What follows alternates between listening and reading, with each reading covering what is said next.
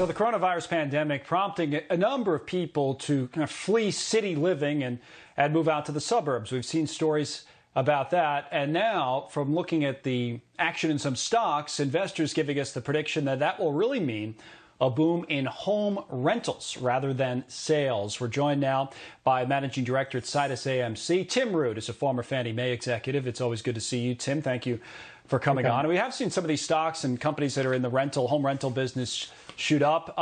What's going on here? Is this a phenomenon that might last, that kind of the renting of suburban homes rather than buying them is the new wave?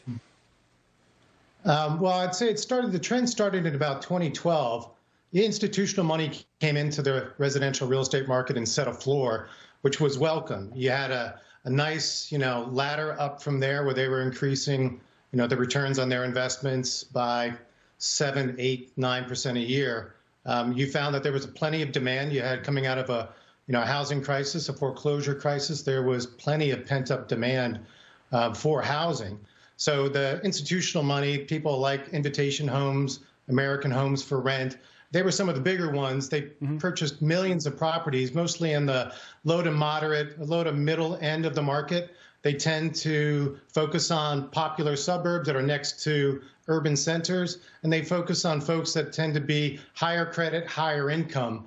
And it's turning out that the performance of that book of business, think about folks with who have lost their jobs, or you have mortgage forbearances out there. It's turning out that this book of business, single-family rentals in these markets, is performing, meaning that only low single digits have actually missed their rent payments so far.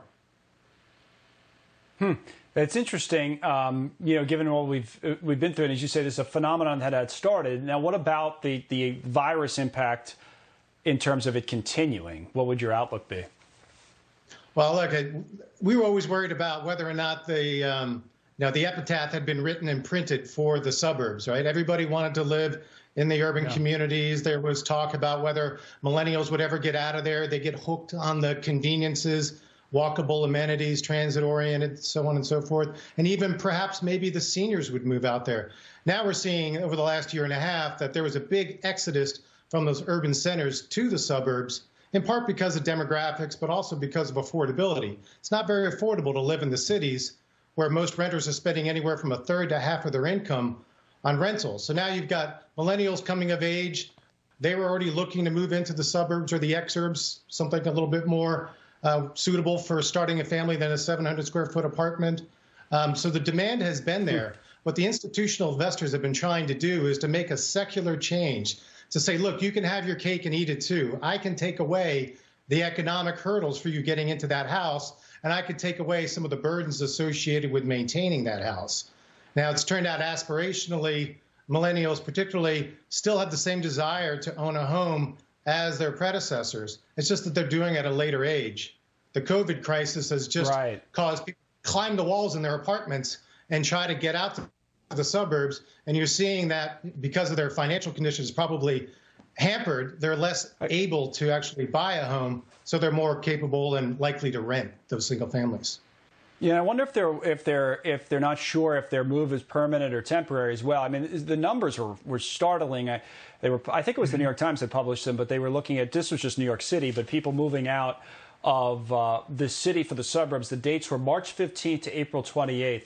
So people moving out to Connecticut from New York went up by 74% from the year before. Long Island, 48%. New Jersey, 38%. I don't think it didn't break down rent versus buy there, I don't believe. But the question would be, is it just people getting out until this passes or staying out forever? I don't know. I mean, look, the things that were so alluring are now the trappings of the city, right?